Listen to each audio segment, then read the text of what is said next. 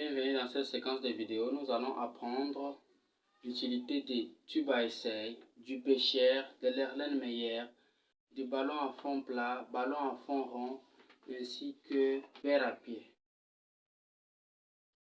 Nous commençons premièrement avec le tube à essai est utilisé pour les réactions faisant intervenir une petite quantité de réactifs.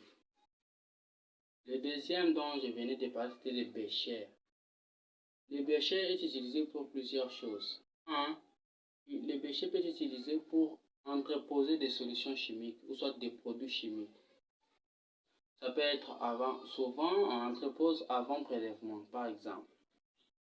Ça permet de transvaser des produits chimiques puisque le Becher a toujours un bec verseur qui permet de transvaser les produits chimiques, soit les solutions chimiques. Il permet aussi à faire quelques réactions à froid ainsi qu'à chaud. Mais attention, bien que le Becher est gradué, ces graduations ne sont qu'indicatives. Elles ne doivent pas nous aider pour calculer ou soit déterminer le volume d'une substance ou soit le volume d'une solution donnée.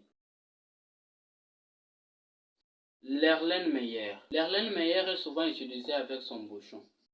Et il a aussi plusieurs rôles comme nous avons parlé du Becher qui en a aussi beaucoup. Nous avons premièrement, il permet de conserver provisoirement des produits chimiques volatiles, puisque souvent il est utilisé avec son bouchon. 2. Il permet de réaliser les réactions chimiques avec des composés volatiles. Il permet encore de contenir des réactifs attitrés lors d'un dosage. Nous devons beaucoup tirer l'attention sur les graduations de l'Erlenmeyer, comme je venais de le dire pour les Becher. L'Erlenmeyer, ces graduations sont indicatives et ne servent pas d'une substance chimique ou d'un liquide.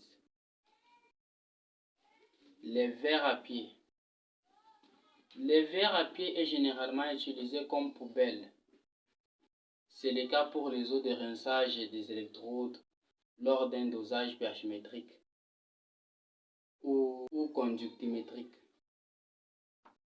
Et aussi lors de l'utilisation de la pipette jaugée. Donc, le verre à pied est souvent utilisé comme étant une poubelle. Les ballons à fond rond. Les ballons à fond rond, on peut retenir les trois catégories de ballons en trois fonds. Il peut être monocole, bicole ou tricole. C'est-à-dire il peut y avoir des ouvertures, une ouverture ou trois. Maintenant, quel est son rôle? Il permet souvent utilisé pour conduire des réactions chimiques, surtout en chimie organique. C'est là qu'on utilise souvent les ballons à fond rond. Non, le ballon à fond plat. Le ballon à fond plat sert à conserver des solutions. Il peut aussi être utilisé pour réaliser des picettes si celles-ci n'existent pas. Et il peut être chauffé. Mais le ballon à fond rond ne peut pas être chauffé. Merci.